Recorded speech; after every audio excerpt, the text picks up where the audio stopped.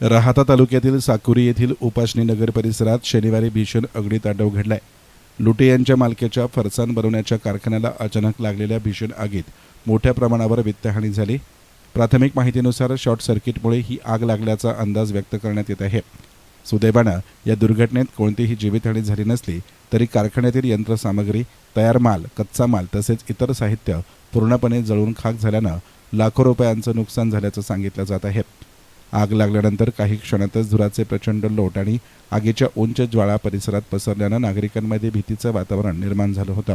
परिसरातील नागरिकांनी तात्काळ आग विझवण्याचा प्रयत्न केला, मात्र आगीनं रौद्ररूप धारण केल्यानं त्यांच्या प्रयत्नांना मर्यादा आल्या.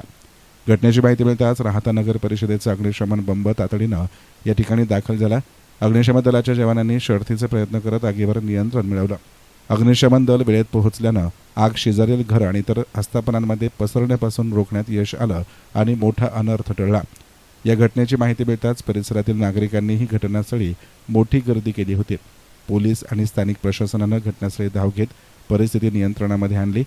आगीचं नेमकं कारण आणि नुकसानीचा अंतिम पंचनामा संबंधित यंत्रणांकडून करण्यात येत असून प्राथमिक तपासामध्ये शॉर्ट सर्किटमुळे आग लागल्याची शक्यताही वर्तवण्यात येत आहे. एसएन मीडियासाठी प्रतिनिधी संदीप बाभळ, राहाता.